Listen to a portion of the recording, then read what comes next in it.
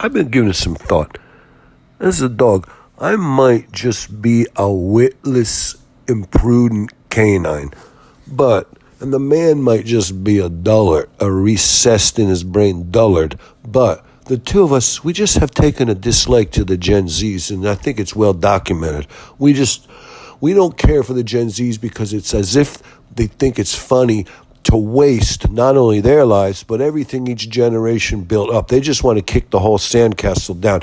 These girls, they're running around laughing hysterically like they're having bending over and holding their bellies. They're laughing so hard and tears are running down their cheeks because over the concept of women empowerment.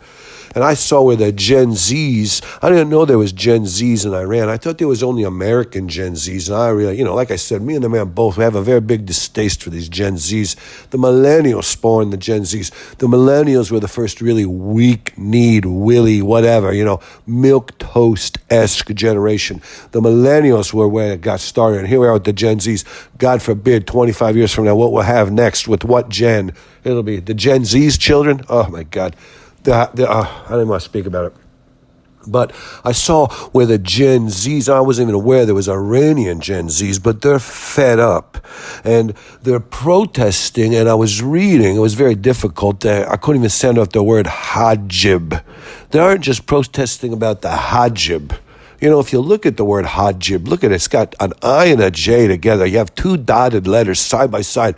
That's menacing right there. That's kind of, that's kind of restrictive when you have an I and a J together. Two dotted, it makes the word very, but the women, the Gen Zs, the difference between, the lackluster, apathetic, foolish American Gen Zs, the Iranian Gen Zs, they're chanting women, life, freedom.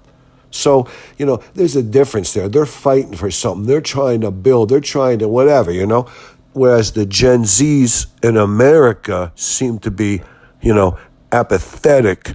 The Gen Zs in Iran seem to be apoplectic. And I hope, for everybody's sake, that they go easy on these girls. These girls start cutting their hair, they're going to stone them. It's kind of a weird thing. It's a funny place. Maybe they should trade out a little bit. They should have a swap thing where like about 100 Gen Zs from Iran come over here, 100 Gen Zs from here go over to Iran. They spend about a month or two, and then they have a symposium, and they could, everybody could query them about the various things. So maybe the American Gen Zs, when they come back from Iran, maybe they would be a little bit, I don't even know what you would say. Maybe they would have a little humility, or maybe they would feel, whatever, that there's a little bit of a value, that maybe they're a little bit lucky, but I don't know. Who knows? It could be, it could not be.